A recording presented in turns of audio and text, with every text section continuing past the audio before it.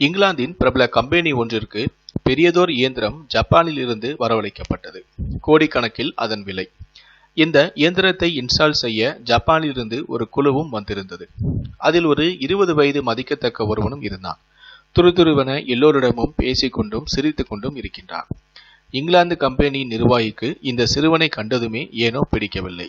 2 நாளில் இன்ஸ்டாலேஷன் பணிகள் துவங்க இருக்க ஜப்பான் நிறுவனத்திற்கு ஒரு மின்னஞ்சலும் அனுப்புகின்றார். அதில், ஏம்பா இவ்வளவு துட்டு போட்டு வாங்கியிருக்கோம், சர்வீஸ் டீம்ல சின்ன பையனெல்லாம் சேர்த்து அனுப்பியிருக்கீங்களே, என்ன டூர் வந்திருக்காங்களா? ஏர்போர்ட்ல இருந்து அவங்கள ரூமுக்கு அனுப்பி வச்சாச்சு.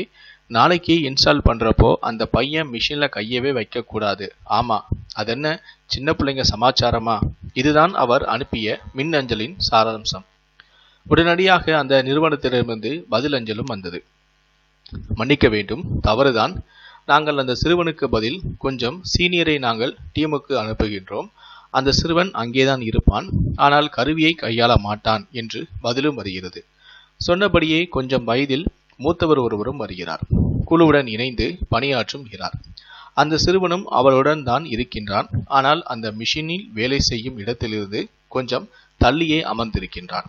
இந்த குழுவினர் டீ பிரேக், லஞ்ச் பிரேக் எல்லாம் ஒன்றாக அமர்ந்து பேசிக் கொண்டிருந்து 2 நாட்களிலேயே அந்த இயந்திரத்தை நிறுவியும் விடுகிறார்கள். வேலையும் வெற்றிகரமாக முடிந்தும் விடுகிறது.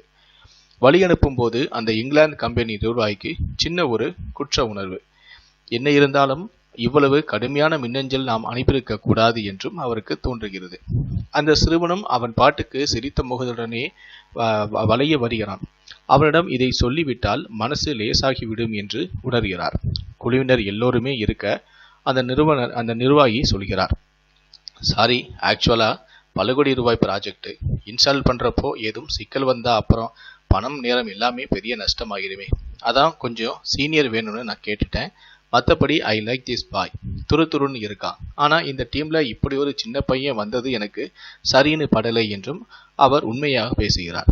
அந்த சிறுவன் அதே புன்னகையுடனே இருக்க புதிதாக வந்தவர் சொல்கிறார், இட்ஸ் ஓகே சார், நாங்க வாடிக்கையாளர் கருத்துக்கு ரொம்ப முக்கியத்துவம் கொடுப்போம். நீங்க சொன்னதுமே என்ன அனுப்பி வச்சாங்க. இப்ப மிஷின் நல்லபடியா இன்ஸ்டால் செஞ்சாச்சு, ஓடிக்கிட்டு இருக்கு. ஆனா ஒரு விஷயம் சார் என்று அவர் தயங்குகிறார். பரவாயில்ல, எதுவாக இருந்தாலும் சொல்லுங்க என்று அந்த நிர்வாகியும் சொல்கிறார். உடனே அவர் சொல்கிறார், நான் அந்த கம்பெனியில ஸ்டோர்ல தான் ஒர்க் பண்ற ஆளு தான். எனக்கு இந்த மிஷினை பத்தி ஏபிசிடி கூட தெரியாது. நிர்வாகி அதிர்ச்சி ஆகிறார். அப்புறம் இன்ஸ்டாலேஷன் அப்போ வேலை செஞ்சுட்டு இருந்தீங்களே என்று கேட்கிறார்.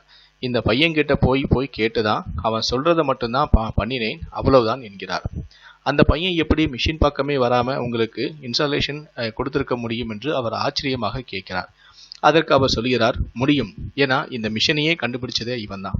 யாரையும் குறைவாக மதிப்பிடாதீர்கள். இந்த வீடியோவை பற்றிய உங்களுடைய கருத்துக்கள் என்ன அப்படிங்கிறத கீழே இருக்கக்கூடிய கமெண்ட் செக்ஷன்ல மறக்காம சொல்லுங்க. முடிந்த அளவுக்கு இந்த வீடியோவை மற்றவங்களுக்கும் ஷேர் பண்ணுங்க. மேலும் இது போன்ற பல வீடியோக்களை பார்க்கணும் அப்படின்னு நினைச்சீங்கன்னா மறக்காம சேனலை சப்ஸ்கிரைப் பண்ணுங்க. கூடவே அந்த பெல் சிம்பலையும் மறக்காம கிளிக் பண்ணுங்க. நன்றி, வணக்கம்.